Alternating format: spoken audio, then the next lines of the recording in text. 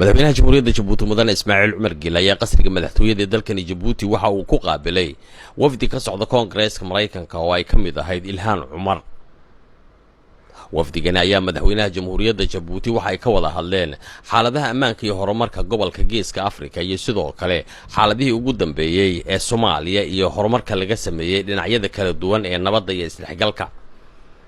madaxweynaha jamhuuriyadda Jabuuti ayay ku amaaneen doorka lixaad kale oo ka qaato howlaha nabadeynta iyo dib u dhiska wadamada Geeska Afrika iyadoo sidoo kalena madaxweynuhu laf ahaantiisa ku dhiirigeliyay Koongareeska Mareykanka hawsha ballaaran ee hayaan isagoo si gaarana gabadha Soomaaliyeed ee Koongareeska ka mid ah Ilhaan Cumar ku tilmaamay inay tahay geesiyad.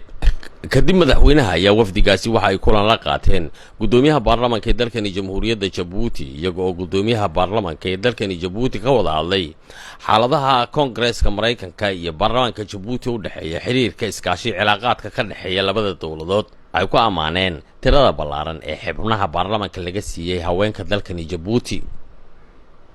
habeenkii xalay ayaa xildhibaanad Ilhaan Cumar waxaa si gaar ah hablaha ganacsatada ee ku nool dalkani jamhuuriyadda Jabuuti waxa ay u qabteen xaflad ballaaran. xafladaasi oo lagu qabtay hoteelka Kambeski ayaa waxay halkaasi ka sheegtay in loo baahan yahay in qof waliba uu ku tashado ama ku kalsoonaado naftiisa. micno ma leh meeshaad ku dhalatid, micno ma leh qoyskaad ka dhalatid, micno ma leh haddii aad rafaad martid ama عبيد أركتيد أما تقال كنوا لاتيد واحد كليو أو مهم هو إن أدريس آمن سنتهاي أو إلهي أتلسارتيد أو نيد على أركشتيد واحد سو أركتيد إن أهلك. ما شاء الله. سمسو قبلين يا أدي عن وفرحنا هاي وعن إلنا نسمع اللويا وهي dadka badan maanta ay dhahayeen meel kasta aan tago dhalinyaro badan Soomaali xalay markaan imaaday ilaa iyo maanta oo dhan qof kastoo ama jikada ha ka shaqeeyo ama gaari ha wado ama laamiga ha iska maro kulliga qeyrinayaan Ilhaan Cumar sawir kula geli karaa ana dadka ila socday waxay dhahayaan ma og tahay dadka inay isaan ku jecel yihiin.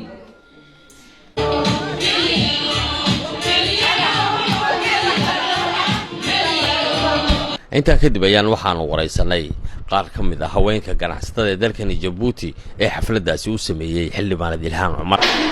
wallahi annaga waxay noo tahay horta guul waa gabadh Soomaaliyeed waa qof nala dhiiga nala afa marka annagu aad baan ugu faraxsanahay. ilaahayna waxaan baryaynaa inaan maalin aragno oo soo dhaweyno maalintiina maanta ay noqotay. السلام عليكم ورحمة الله وبركاته. آد بانوغو فرحسان هاي قبل الصوماليات ee Koongareeska Mareykanka ku jirta aad iyo aad baan ugu faraxsanahay hablo badan oo Soomaaliyeed inay halka tagaan waan jecelahay waana ku hambalyeynaya waana ku barbar taagan. السلام عليكم ورحمة الله وبركاته. سعدية حسن باليرا جبوتي بان ku noolahay. ilhaam aad iyo aad baan ugu faraxsanahay waana soo dhaweynayna wayna dhiirigelisay iyadana Allah saacido cadawga Allah ka qabto naga wada soo duceynayna. waa markii ugu horeysay xildhibaanad Ilhaan Cumar ay timaado wadamada Geeska Afrika tani markii qayb ka noqotay Koongareeska Mareykanka. Mikael Abdirashiid Barre, raadiyo telefishinka qaranka Soomaaliyeed, Jabuuti.